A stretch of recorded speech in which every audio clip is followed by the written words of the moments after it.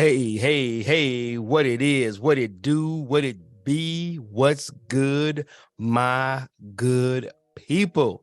Yes, it is that time once again. You know what it is and you know where you is. This is the I Am the Possible podcast experience, the special edition. Yes. Welcome, guys, once again into the I Am the Possible universe. I am your host, Travell C. W. Lynch, Mr. What, and I am your self-worth specialist. Guys, thank you so much for rocking with me once again in the I Am the Possible universe, aka the I Am the Possible University. Guys, this week is special. Oh, yes. We don't got just one part.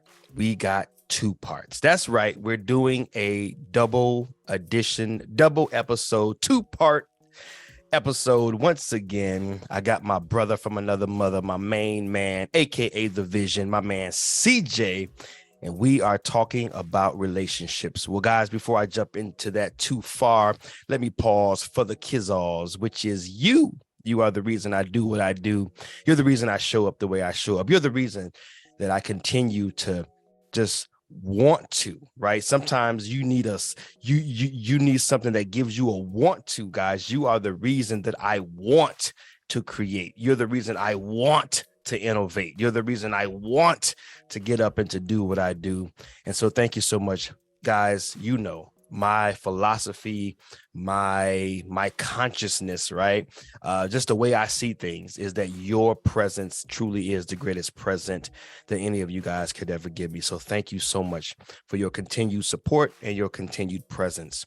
Now, this week, guys, like I said, we're doing a two-part episode. I keep wanting to say series. It's not a series, it's an episode, but it's broken down into two parts. It's really a conversation with my man CJ. And just as a heads up, sort of a little preview, CJ and I are going to continue to work together on an official extension of the I Am the Possible podcast. We are working right now on creating a separate, well, I won't even say separate. It's like I said, it's an extension.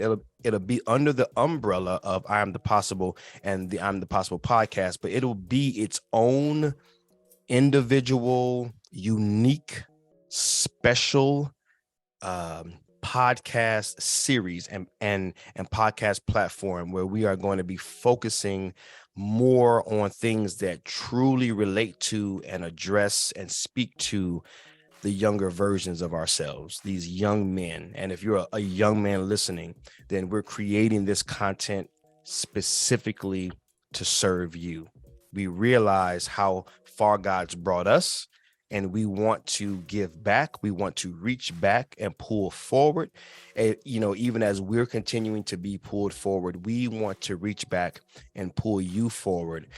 We recognize that it is so important for young men to have a mentor. And sometimes the mentorship isn't physical. Sometimes we can't be there with you. Sometimes the mentorship has to be virtual. And this is a way that we can mentor, we can share, we can contribute, we can just show up for you. And so whether you are a young man who's listening, be on the lookout for this. Or if you are someone who has young men that you care about, maybe it's your son, your nephew, maybe, you know, it's your uncle, right? Whoever that man is, maybe it's just a friend, a coworker. We want to invite you and encourage you to share that content when it begins to be released, when we begin to come out with it, right? We are really asking for your support in helping us to get this word out to as many young men as we possibly can. All right. So today's episode, and then, so this is part one and part two, right? This is going to be focused on relationships, something that impacts and influences us all, something that we're all involved in. In fact, and I won't spoil it, but relationships, it's at the center, it's at the core, it's at the foundation of life itself. Nothing exists outside of another relationship. Like nothing can live, nothing can breathe, nothing can go on. There is no life outside of relationship. It's critical. everything relates to something else. Everything contributes to something else. And so CJ had this amazing idea of really going in and tackling the topic of relationships. And so this is just an intro to that. We're going to flow right from this right into part 1 of our conversation. And then later on this week, I'm going to be releasing part 2. So this first one will be a to be continued episode. All right. And then we're going to pick up with the second one a little later on in this week. So I hope and pray that it blesses you. Hope and pray that it adds value, that you really take something from this conversation that we had. We open up, we get raw, we get honest, and we just share. We share from our hearts, our experiences, some of our knowledge, wisdom, and hopefully, our intention is that you can draw from that and find something that might be applicable and valuable for you in your own life. All right. So that's it, man. Love you guys. Pray for you guys. Believe in you guys. Until next time, this is Travell C.W. Lynch. This is the I Am the Possible podcast experience, the special edition with me and my main man, CJ, aka Craig Edwards Jr., aka The Vision, because he's the vision. When I look at him, he looks like what I envision: a young man after God, a young man growing and developing, a young man maturing in the things of God, a young man taking on greater and greater responsibility and growing in greater and greater capacities. CJ, he's my brother from another mother, but he's the vision. He is what I envision every time I step to the mic. A young man that rises up and takes on this life, takes on the challenges in life, and begins to grow and develop and mature in the image of God that he is, and begins to live according to that image. So guys, sit back, relax, and enjoy. Peace. All right. So again, so going back to the idea and just the theme of these next couple of episodes, again, kind of share your idea, your vision around relationships. Yeah, so it's we pretty much named it Rare Air. And the reason why is because this is a rare thing that we have, right, that we can have, with God. And the air stands for an invisible relationship. Because that's what most of every relationship is. It's invisible. It's no tag. There's no, sign on you that says, "Hey, I'm in a relationship." While you're walking down the street, while you're anywhere. It's just, that you have that connection, and we want to invite people to have that relationship with your creator. Right. It's not hard. It's real simple. So I came up with the concept because basically that's pretty much the core of our lives, is to have a relationship with someone. Cars mostly don't come with one seat.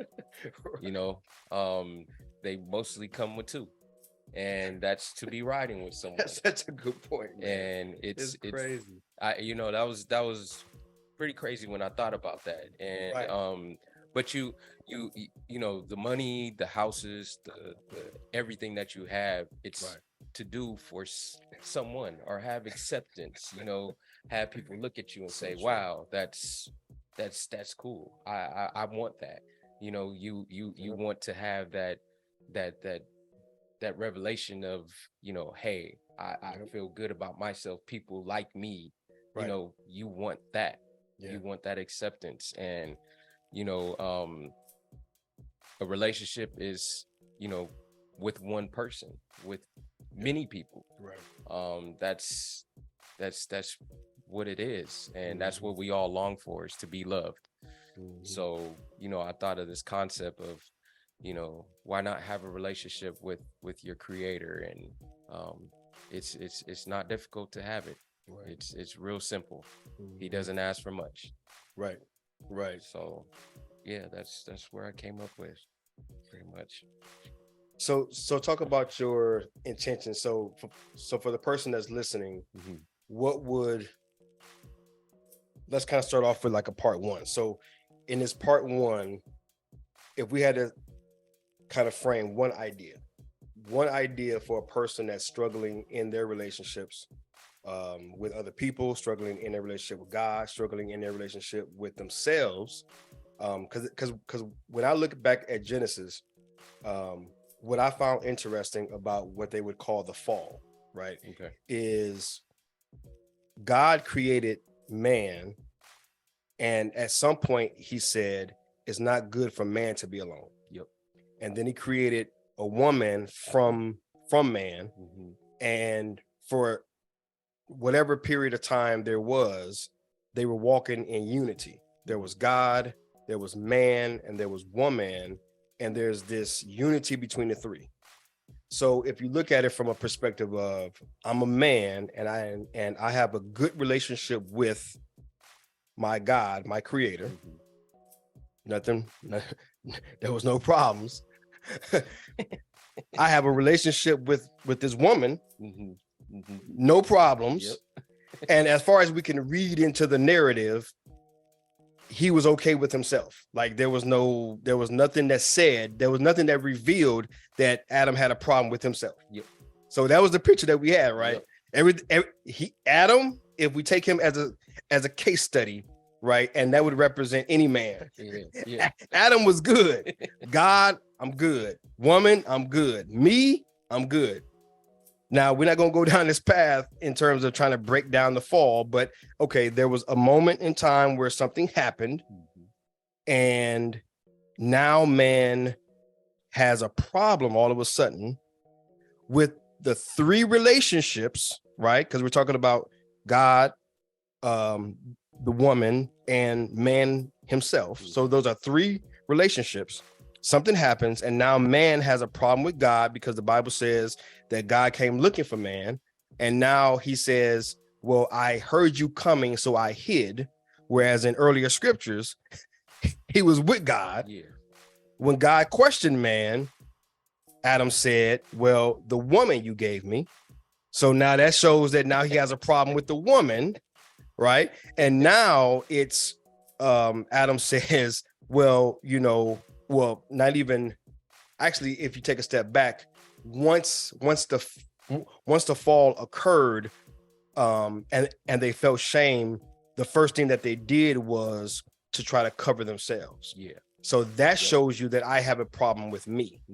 So it went from unity with God, with woman, with self, to being divided with God, I'm hiding from you, woman, I'm blaming you, and self, I'm hiding you. So it's really for anyone who's struggling with the relationship at all, because that represents every relationship that you could possibly have, is either with the concept of a God, or someone out there is struggling with the concept of having, a relationship, or not concept, but they're having a relationship issue with someone else. To me, the woman represents society, just anyone outside of you. So you have this God, others, the woman, and then shame on self. So if we look at this as being part one, and we're looking at one idea, and someone is struggling in their relationship with God or others or self, what's one thing in this conversation that we're about to have, what's one thing you would want them to take away or to learn or to grow in? I would say the first thing would be the relationship with your creator. That's what my intention is to show, to start off with, to then know where you come from, and then know yourself, because without knowing yourself, how are you going to deal with others? So you bring up a good point. Now, no, hold on. So wait a minute. So you made a great point. That's why I love having conversations. Yeah. Because you just made up a good point. If I'm not good with me, how can I be good with other people? Mm-hmm. I think a lot of us attempt to. I think we attempt to, and I think that's something that we should definitely look to unpack either in this one or in the next episode. How we, in relationships, especially men to women or women to men, we get into relationships with each other, and we either think they are going to complete us, or we think that they are supposed to complete us, or we think that they're supposed to do something for us. And we're not good, we're not whole within ourselves. And so we're looking to someone else to do something for us that could or should be done to some degree on our own. Yep. But okay, so go. But that was just a good point. That's like, I think a lot of people struggle with that. So why do you think that though? Why do you think, how people could treat other people even better than they treat themselves? Like, how does that, like, we have it backwards kind of. Yeah. But so going back to the whole thing with God, it's the more I observe God, and that's one of the first things that really stood out for me when I began to grow in my relationship with God, is that well, it is a revelation, but relationship is at the core of life. Yeah. So if we take a step back down to the, I don't know what we're made of, cells, molecules, like the smallest atom within our bodies or whatever. Nothing happens until it multiplies. Like, so at the cellular level, even if you just take something super practical like the human body, nothing is birthed or given life to until the one becomes two. Yep. And so even in the creation story, God says it's not good for man to be alone. It's like, that's really illustrates that to a T. Like, it's not good to be one. Yeah. Two is always better. And even through scripture, it just talks about how one will be defeated, or one cannot keep himself warm, but two, they can watch each other's back, or two can help to keep each other, warm. Yeah. So this theme of two and togetherness and more than one is a common thread throughout the Bible and just throughout life itself. So like, there's nothing that succeeds without relationship. So I think that inherently we desire relationship and we seek it, but we seek it immaturely. So to answer your question, it's just innate. Like, we don't even know how to articulate it or express it, but we're so hardwired. Relationship is so a part of our DNA that we seek it automatically. It's just autopilot. Yeah. It's autopilot. Yeah, a baby is born, it wants to cling to mama. It wants to cling to dada. It wants to cling to something. Yeah. It does not come out and say, okay, I'm straight. Yep. It looks to connect with someone. So that tells you from the beginning, relationship is just fundamental to life.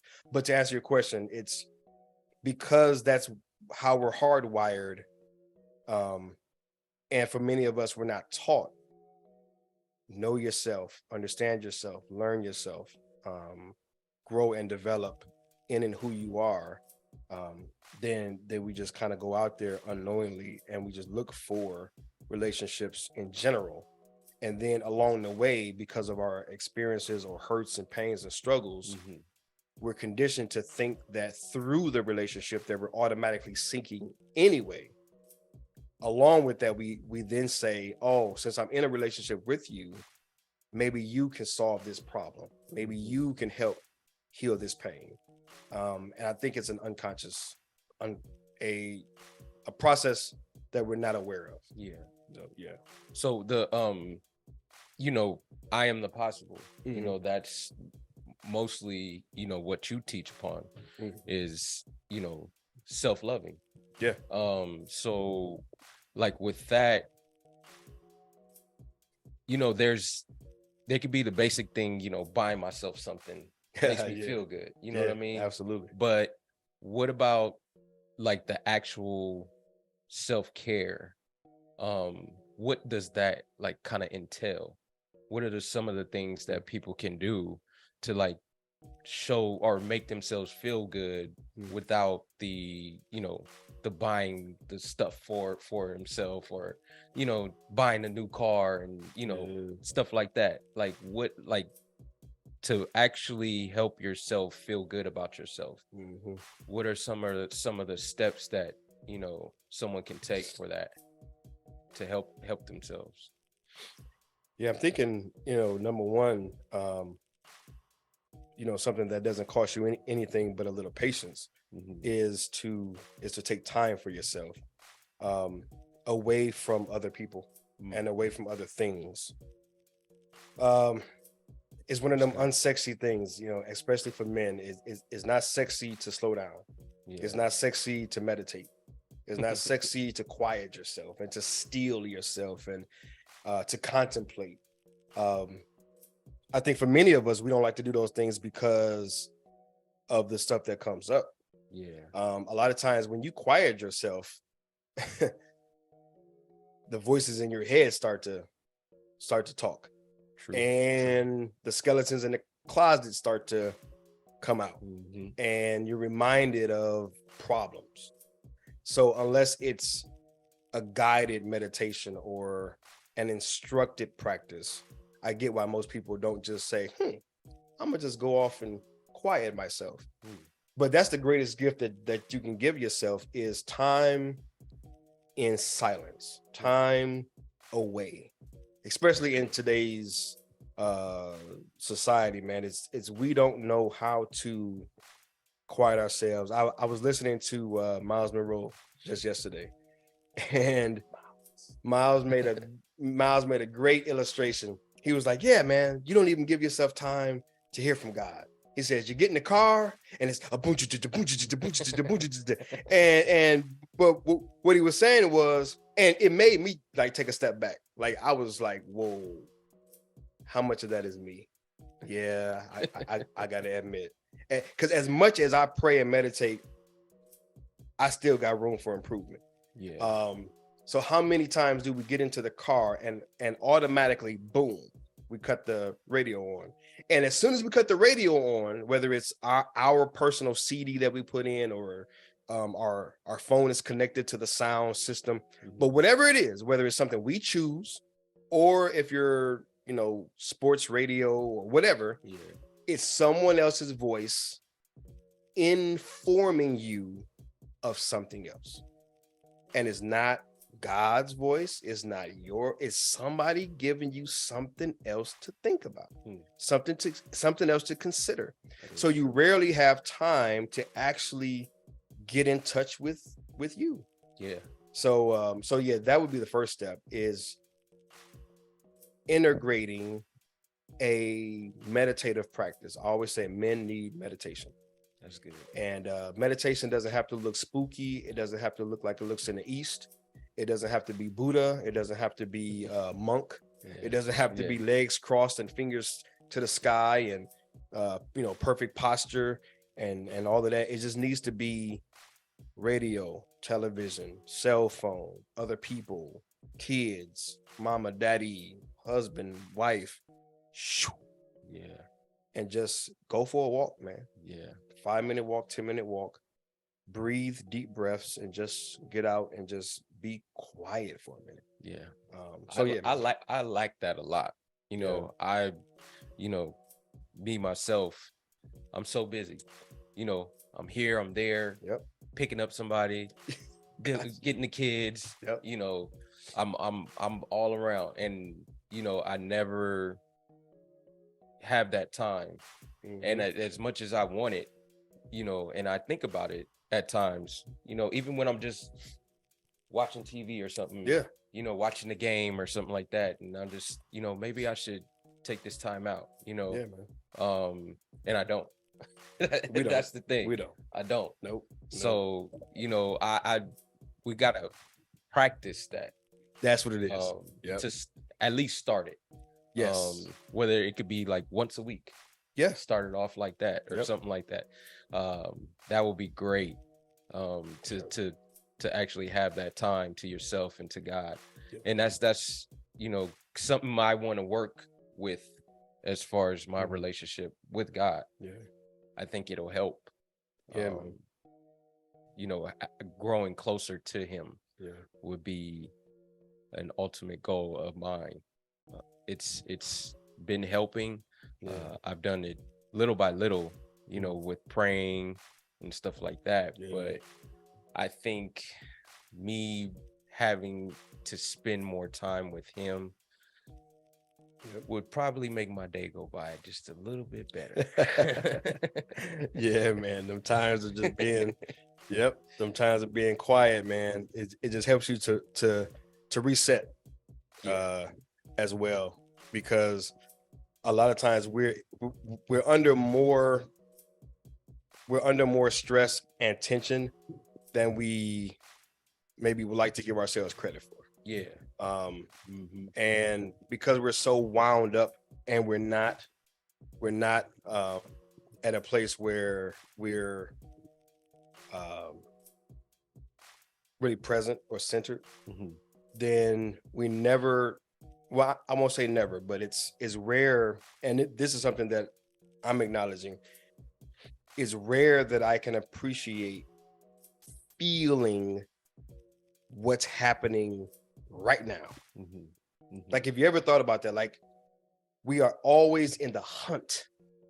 But if you're in the hunt for better job, better career, better girlfriend, boyfriend, more money, more this, more views, more likes, more, like, whatever, just name it. If you're in the hunt for more, and more is not bad, but if you're constantly in the hunt for more, then you are constantly in a state of forward thought. And in the East, they call it the monkey mind. I'm either thinking of the future or I'm regretting the past, but I'm never now. I'm never now. And I think, I was trying to think, what was I listening to the other day?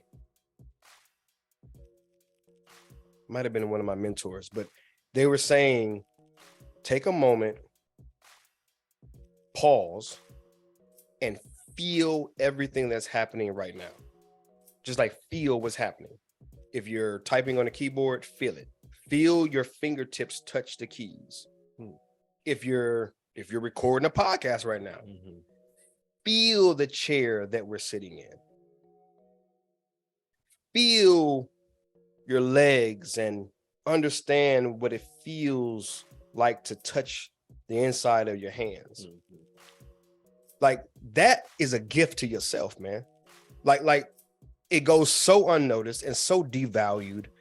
But the truth is that those are those simple pleasures, but they're profound pleasures the more you practice them, because now you're living instead of like constantly pursuing.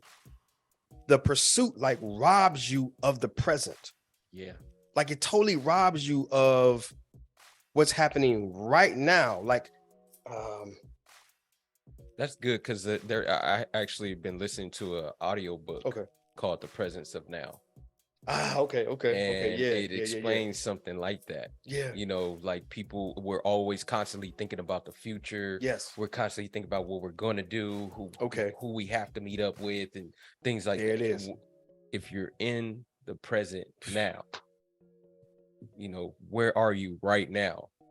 You won't be thinking about the stress, everything that's gonna happen. Right. Just be now. Be in the presence of now. Yes. That's what I've been learning from this book. It's really, really good. Yeah. Really good. And it was saying something about the unconscious mind and the conscious mind. Right. Okay. So when you're conscious, you're constantly thinking about everything that's going on. You want to be in that unconscious state where you're just, I'm in the presence of now. Yeah. And that helps relieve the stress. It does. And I was trying to show my brother that actually the presence of being now, one with oneself, and understanding that you're alive, you know, dude, and that yes, there is a higher being looking out for you. You could be able to touch yourself. You could be able to feel. There's people in this world that are alive right now that can't feel their legs. They can't feel their hands. Try to tell you, you know. So just those little dude, things yeah, to be thankful for it's a blessing. Yeah, it is. Yep. And God has given us those blessings. You know, we take them for granted a lot of times. Yeah. So that relationship that you want with your creator, even in what was it, Jeremiah, Jeremiah 5, I believe, or Jeremiah 1, where he says, I formed you before you even born. Yeah. You know, so he knew you before you even born. Right. And that's an amazing. It is, man. That's amazing. It's crazy. Yeah. That is amazing. You know, so yeah, man. God is amazing. He is, man. Yeah, I was watching a podcast. One of the ones I like, Shannon Sharp's podcast, and he had Deion Sanders on there. Okay. And I never knew that he had 2 toes amputated. Really? And it was like a near death experience. Like his Deion Sanders, which I don't recall I don't recall him getting injured or getting hurt. I saw him in a wheelchair. I still got to figure out when, like, what happened. But something happened to, like, the whole side of his leg is like you could see like a deep gash in his leg. Wow. And they had to amputate 2 toes. And so on the episode, I'm like, he's got 8 toes. But what made me think about it was what you said. There's people in this world that don't have what you have. And so we take it for granted, and we exert energy complaining and never being content, never being satisfied. I gotta have more. I need more, especially around this time, Christmas time. Is like, what am I gonna get? What's coming my way? And it's like, man, the gift of I'm alive, I'm of my right mind, I'm of an able body, and I have potential within me to create anything I want to create in this world. Yeah. If you sat back and said, look how loaded I am and what I can do for someone else, how instantly life takes on a whole different perspective. Yeah. But if you are always in the what can I get, that pursuit of what can I do, it just robs you, man. It just robs you of really feeling the moment and feeling life through and through. Because I think about like how fast my kids grew up, and you got memories of things, but to be honest, a huge part of like raising 4 adult children, it's like, man, where did the time go? Because you were always in the hunt. Yeah. You don't remember a lot. Like, obviously you got pictures and you got moments where you're like, yeah, I was with you there. Or remember when we went to Disneyland, or remember when we did this with so-and-so. But like a lot of it is like, wow, what just happened? Yeah. Because you were in the hunt and you were not paying attention moment by moment, present by present. You were just always. So I guess what I wanted to say to that is the present is a present. It's a gift that you can give to yourself. So yeah, I mean that's how you can definitely begin to build a great relationship with yourself is by rewarding yourself and gifting yourself with the present moment. So that's good. Yeah, man. How did you me knowing your background and where you came from, how did you come to grips as far as taking advantage of the relationship with God? When did you go full force into this and what made you, you know, choose that way? You know, because there's just so many different ways people go. You know, they're on their own. You know, there is no God. You know, this always happens to everybody. You know, I can get through this. You know, stuff like that. What caused you, or what made you convert to that side and be like, hey, I'm gonna do this. I want him in my life. What was the turning point for you? Yeah, well, my conversion point was at a crossroad, right? I was locked up for 15. Well, I was facing 15 years for a grand theft, and I was guilty. I knew I was guilty. My lawyer knew I was guilty. The person I robbed knew I was guilty. I was guilty. So it wasn't about not doing time. It was about how much time you're gonna do. Yeah. So yeah, I'm in the county jail, man, and you know, I got picked up on like a Thursday, and I don't see the judge till Sunday. I mean, till a Monday. Okay. So you got the whole weekend there. Sunday morning comes, and the bailiff comes down the hall, and he's like, yo, you know, anybody who wants to go to service, y'all can go to service. Well, at that time, I wasn't checking for God. I wasn't going to church, none of that stuff. I just knew that my girlfriend at the time, who's my wife now, she was pregnant with our first son. Okay. And I didn't grow up with my father, even though God's blessed me now to have a relationship with my father. I didn't grow up with my father. Okay. So that was already on the line and weighing on me heavily. Like, I'm in this thug lifestyle. I know I'm doing wrong. One side of me doesn't want to continue to do wrong. The other side of me is this is all that I know. So I'm struggling. Yeah. So I'm gonna keep doing dirt because that's just what I do. But do I like it and do I really want to? No. Yeah. So that was my scenario. Then if I face 15, if I even best case, I do 5 years. That's 5 years out of his life. That's a long time. And he don't deserve that. Like my son didn't ask for me to rob somebody and not be in his life. Like, think about that for a minute. Like, and that's what I was processing. My son did not say, you know, have me and then, you know, go out and do something stupid and miss the first 5 years of my life. And you don't know where people's minds really are. Like, okay, I'm saying that like she gonna stick around for 5 years. I'm saying that like life is gonna pan out perfectly. And as soon as I get out in 5 years, they're gonna be just sitting there waiting for me with like open arms. Yeah. She might say, dude, I'm about to bounce. You off the hook. I want better for my son, and I'm gonna go find a real man, or I'm gonna just leave, and like you don't know where that's gonna go. Yeah. True. So you can't even take that for granted. Like, oh yeah, I'm gonna just do 5 and I'm gonna get out and then I'm gonna be in my son's life. You don't know what the woman is gonna do or think. So I'm facing that. So I go to this service, man, because I'm just trying to get out the jail cell.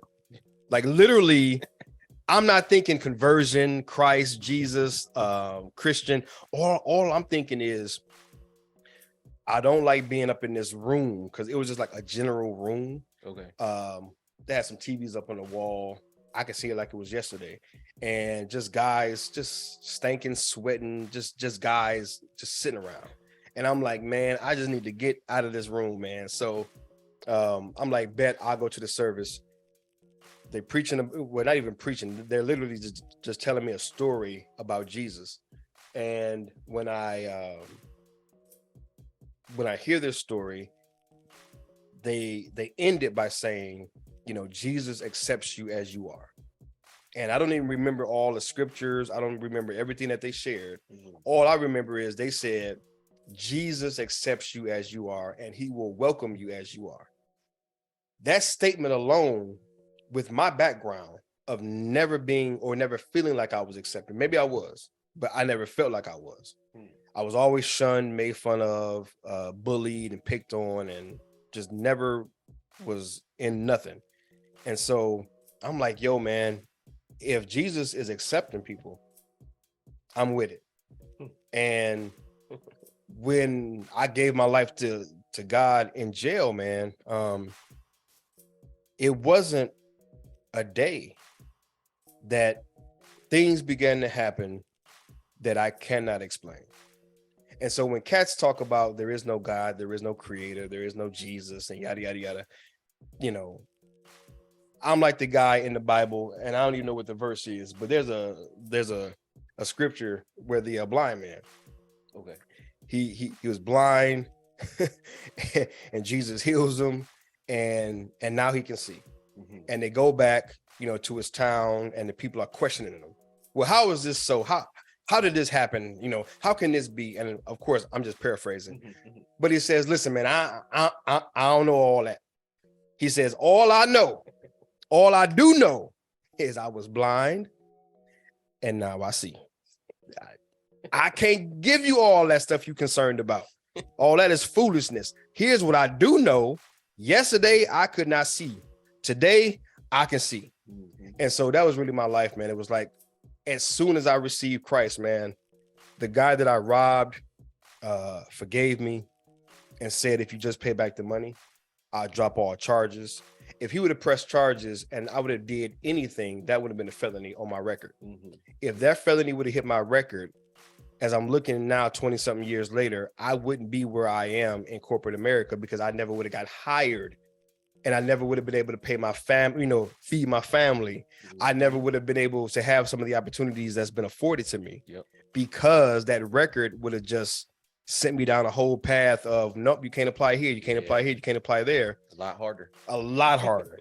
Right? So when you think about those things, and think about the way that I got my lawyer, my cousin, our pastor, Kerwin, going down the escalator, because he came to see me in court. He's going down the escalator. At the same time, coming up the escalator was his college friend, which was a lawyer.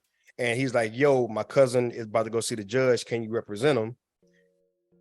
Like, how do those pieces fall into place? Yeah. And some people want to, some people say, oh, well, life, it just works out itself. If that's the narrative that you want to take, that's fine. Yeah. Life is a whole lot more fun when I give that glory to God. and I say, God was looking out for me. There was something that was looking out for me.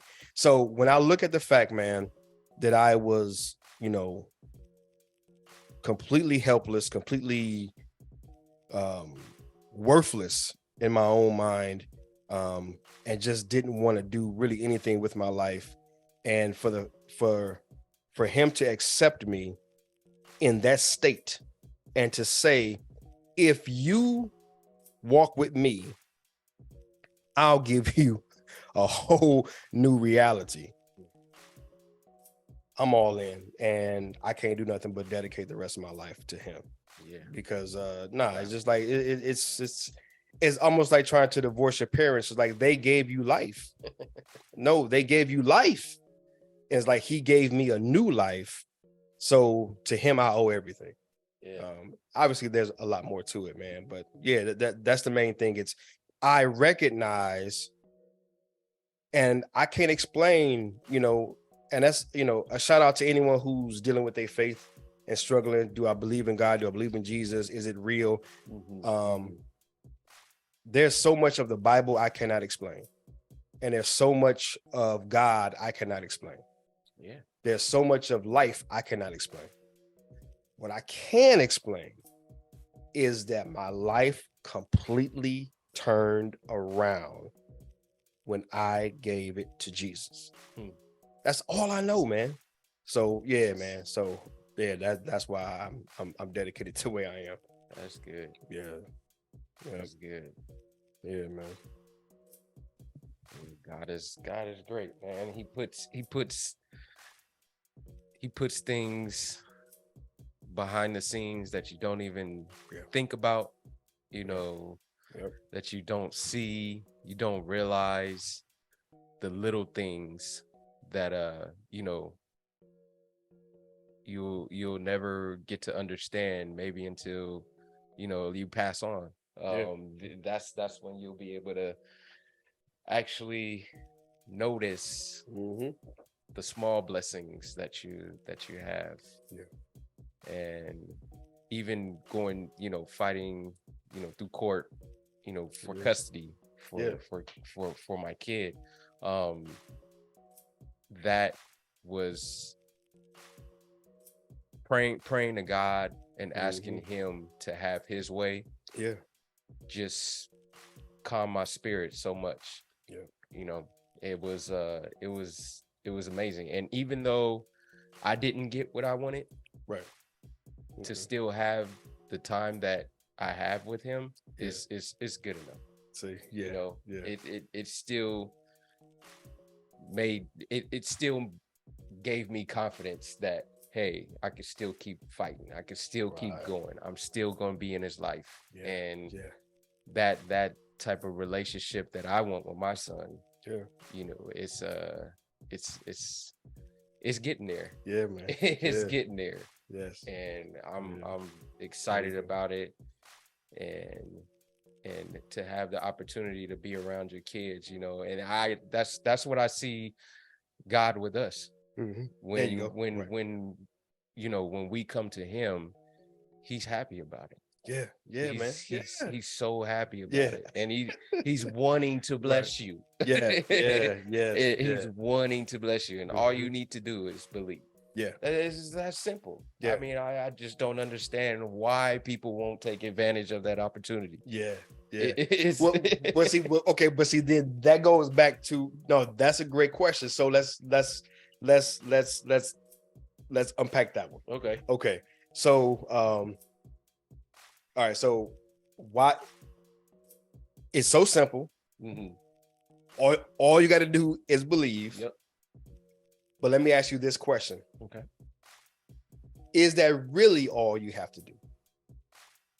Now, before you answer, right? All you got to do is believe, right? Because what's the work of God? To believe in the one who sent. Okay, so you just believe in Jesus. You just believe. But is it just believing? When you think about your Christian walk, when you think about your life in God, and I am going somewhere with this because I want to unpack something with just the way that we live in, I won't say America, I'll just say the world, really, probably. But I can really only speak for the US because I've only been in the US, right? I ain't been to them other countries yet. Exactly. So when you think about it, is it just believing, or is there actually more? I believe it's more. Okay. That's the start of it. Okay. All right. So what is that more? Because we talking about, it's levels. It's levels to it. How come they wouldn't just do this? Like how come they wouldn't take advantage, right? Yeah. So what's those levels? Because I'm of the mind that when you share what those levels are, we're gonna unpack why people don't take advantage of it. That's see. Yeah. It's definitely levels. Okay. Just starting to believe is just a start. Okay. All right. Once you believe, then there's things that you have to endure. Go through. Such as. He's going to test your faith. Okay. How much do you believe in him? Right. Okay. See. All right. He's going. He's going to see. Right. How much you believe in him. So there's going to be tests. It's going to be trials that you come across, and he's going to see if you come to him, if you're going to ask for his help, if you're still going to be there and say, hey, no matter what, no matter what. And that's just kind of like marriage. It is. It's just like marriage. No matter what, thick and thin, we're together. Right. Those are the vows, right, that people have when they get married. And there's gonna be, oh man, it's gonna be tests. Yes. That's part of the reason why I would say Mm-hmm. it's hard for me to be married. Okay, that's real talk. Yeah. Okay. That's real talk. Okay. Um, I could say that for myself because Okay. I could say that I have a hard time trusting people. Okay. That's one of my main issues. Okay. And sometimes I even have a hard time trusting myself. Yeah. Yeah. You know, Been there. and Absolutely. that's a struggle that I come across with. Yeah. So how did were you when you before you were getting married? You were in the process of that. Right. Did you have confidence? Did you have this ultimate confidence that you would be able to trust her and to trust yourself for the rest of your life? Right. Confidence. That's a funny word. Yeah. Confidence. I had confidence. Well, okay, so before I answer that, I don't want to lose the thought of the levels and why people don't just take advantage of it. Okay. But I can weave this in to the marriage piece. And maybe we'll put this as a part 2. So with yeah, I kind of went off topic with that. No, it's fine. Yeah, it's fine. Yeah, no, this is fluid. We just flow with it. No, no, but so the thing that I wanted to touch on with the levels and why people don't just take advantage of it is that once you believe, okay, so let me put it this way. When you believe in something, okay, whether we're aware of it or not, we have to discredit something else. So belief in one thing will be a discrediting of something else, with whether we know it or not. So for example, if you believe that Jesus is God, okay, you automatically believe that Buddha is not. If you believe Jesus is God, then Allah is not. okay.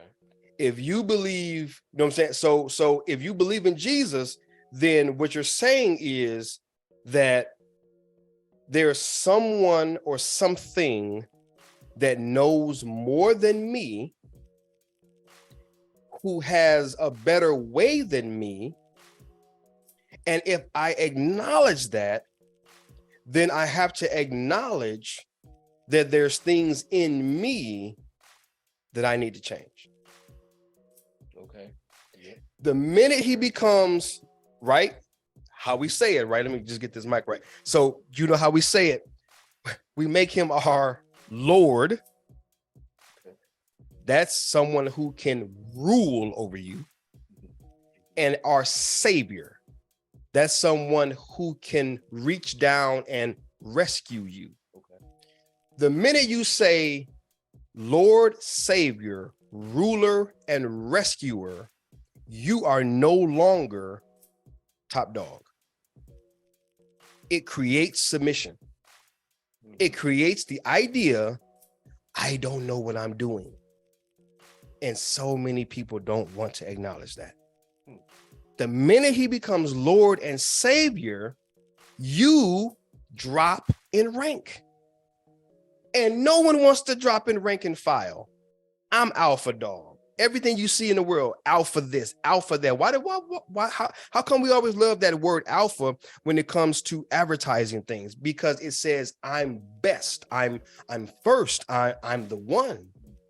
No one loves second place. Why not? You still placed. You feel me? Yeah. So my point. So I just didn't want to miss that, because I think that that's one of the fundamental reasons why religion and why Christianity, why any faith actually, if you really think about it, any faith is hard to submit to. Because the minute I say, like, forget going to church and I don't want to go to church and them people are just hypocrites. okay, forget the building. Mm. I'm just talking about a relationship with a greater being that you can somehow, whether through the Bible or through stories or through something, you can pull information from that causes you to have to challenge your personal authority. See, when you open up the Bible and God says, love your enemy, that challenges your authority. Because my authority wants to pop my enemy, you see? But wait a minute, he says love. Well, I don't really want to do that. So maybe I won't really open up that Bible too often because I don't like what it's saying. Dude, that was a struggle for mine or for me early on. I'm gonna be completely honest. I remember years of being terrified to open the Bible because I did not want to do the next thing for God. I loved him, so I thought, like the conceptual love, like I know you're God and I know that you saved me and I want to be your follower. But but I was afraid to open up the Bible and I really didn't share that with anybody. I just kind of casually kept being a Christian, just a very casual Christian. I didn't want to open the Bible because I didn't want anything. I didn't want the next faith move because they're super uncomfortable. Oh, go to that person and confess. Man, I don't want to do that again. Go over there and ask for forgiveness. Go over there and say that. Go over there and tell your wife that you did that. Go over there and tell your kids that. Go over there and give that. Go over there and serve over there. Go over there and be that way and show up this way. Man, I don't want to do that. So it was this idea of a lot of confronting my authority as the person. And I think that that's a part of the levels that go unnoticed, is that if I confess to a God, then I'm no longer in charge. So God ain't real. Creation, come on, Jesus, man, come on, dude, that ain't real. Well, because I always thought to myself, why is it so bad to believe in Jesus? What is he doing to you? Why does he always get the bad rap? Like, if you actually thought about the question, why don't you want to follow Jesus? To a non-believer, why don't you want to follow Jesus? Like, what's your rebuttal? Fundamentally, it has to be at some point. You can clean it up, polish it up, pretty it up. You can make it whatever you want to make it. But at some point, it has to be, there's something you want to do that if you follow him, you think you don't get to do it. It has to be that. Because if you were okay with doing things his way, and he exponentially improves the quality of your life, why would you not want to follow Christ? He has to be telling you something, showing you something, or calling you to something that you don't want to do. And if you would give your life to him, you would have to wrestle and struggle with, and you would have to address that conflict within yourself. So I'll go ahead and pause there because I've been just going, but that has to be a part of that level. That's good. That's kind of like what's the story where that preacher he was supposed to go to a certain country, Nineveh? Yes. And he didn't go? Jonah. Okay. Jonah? Yeah. So perfect story. Yeah. Something like that. Yeah, I'll rock with you, but dang, I don't want to do that because I got my own personal views. And so would it, if you could tell that story, what for Jonah? Yeah, I can only paraphrase it. Yeah. So basically, the people of Nineveh. So Jonah. So again, paraphrasing it because I just haven't read it in forever. It's been it's been a long time. Yeah. But basically, so Jonah's a preacher, right? Right. Jonah is I would just say Jonah is God's man, God's prophet, God's man, God's voice. And God says to Jonah, go to the city of Nineveh and deliver this message. Yes. They're doing things that are not good in God's sight. Yeah. And Jonah is saying, I don't want to waste my time with them. They're not worth saving. I don't want to deal with that. And so he basically runs away from the responsibility or from the calling. And so again, I'm dedicated to you to a certain degree. He said casual Christian. Yeah, casual. Yeah, it's just like only to a certain degree. And then the minute I don't want to do what you say do, then I'm out. Or I'm gonna just downplay it and just avoid that one thing. Because I played that game in my life, I don't know how many times. Like, God is saying do something and you just downplay it. Like, nah, I don't want to do that. Now I'm at the point where I'm like, yo, please tell me what to do. I'm all over it. I don't want to do nothing else. Like, I don't want to think about nothing else but what you want me to do. So that's turn full circle. But how did you get to that point?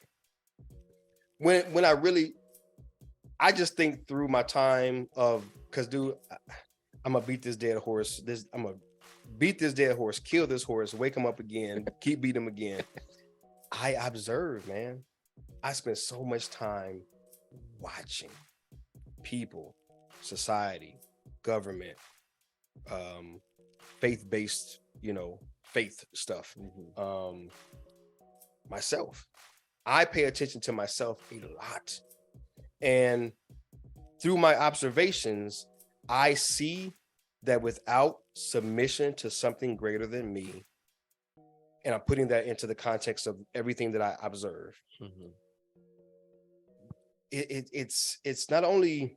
When you saying observed, are you saying like more just trying to have a better relationship with God? No, I'm not even trying. No, because now my because how you were saying like about you wouldn't open, you were afraid to open the Bible. Yeah. How did it come to you now? You constantly. Yeah. Was it you trying to or attempting to open the Bible? Was it you like constantly going at it? Like, okay, I gotta try. Was it that? No, definitely wasn't that. No. It was me observing life through the lenses of purpose. It was okay. So early on, but not early on, but at some point in the last, let's say 10 years, through my personal study and through my personal prayer, I've built a philosophy. And by the way, everyone's a philosopher. I'm gonna do a whole episode on that. Everyone has a philosophy. Okay, philosophy is just a love of words. That's where you get the phila and the whole Philadelphia. It's like the whole brotherly love. It's phila is love, so love of words. So everyone has a love of a certain word. So your philosophy, it's there, and everyone has one. So my philosophy at my core is that I am, which I believe you are, which I believe the listeners are, we are a contribution to the betterment of our society. That's fundamental. That's number one. That's what you are. So because I am a contribution, and then actually that's secondary. First of all, it's I am creation. So because I carry the philosophy that I am God's creation, anything that is created serves two purposes. It becomes an answer to a question or a solution to a problem. So I'm just kind of unpacking where this is all going. So for me, I see myself as something created. So my purpose is to solve a problem or answer a question. This is what I am. I don't do it, I am it. So because I am it, and that's the way I see myself, then I observe life through those lenses to say, where can I plug in and answer questions and solve problems? So through that observation and through that desire to be what I am, then it took the pressure off of trying to hold on to ideals that I had picked up along the way. It was the ideals that I picked up along the way that was preventing me from being okay with doing anything that God said to do, which is what was preventing me from going into the Bible. If I go into the Bible, I don't want to do that. The only reason I don't want to do that is because of the way I think about me. For example, let me make this make super plain sense. For example, am going to start a shoe business. That's what I am going to do. If I go into the Bible and God says you're a preacher, through me reading, meditating, praying, revelation, God spoke to me, I am to preach the gospel. I didn't want to hear that because I decided I'm going to start a shoe company. When I realized through God that I am a contribution to the betterment of our society, I no longer hold on to the ideal of starting a shoe company.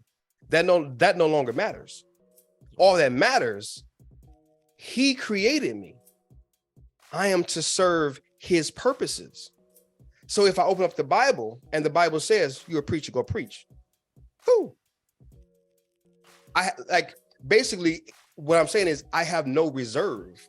I don't care. If he says go over here and serve them, I'll do it.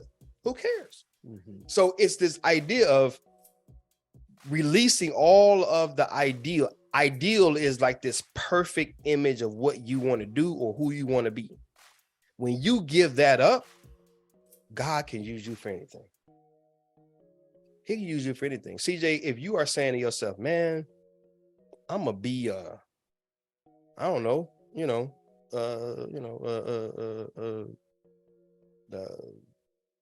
shoe repairman. I'm gonna repair shoes. I don't know. And God is like, no, man, I want you to start a podcast, and I want you to share the love of God with people. Mm-hmm. If you hold on to the ideal of repairing shoes and you have no room in your heart to be able to adjust and to do something different, then you may become successful in that because God's given us the earth. He's not gonna like invade that. Mm-hmm. So you might be successful in that, but you will never be as fulfilled or as satisfied or as what we might say as being happy unless you're flowing and doing what God is actually putting in your heart to do. So I hope that answered your question, but for me is I stopped being afraid of the Bible. I've stopped being afraid of my time in prayer. I stopped being afraid of just letting God lead me because I came to a point where I said, I'm no longer this stagnant ideal. That's why I hate when people try to put me in a box in the speaking realm. Is no, you got to pick a niche. You got to speak on these topics. You got to help these people. You got to do these things. I get what they're saying from a business perspective, mm-hmm.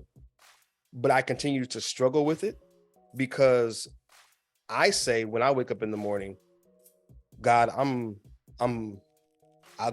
I go wherever you say go. Yeah. I do whatever you say do. Yeah. And so I'm no longer stuck on one thing. It's almost like water, man.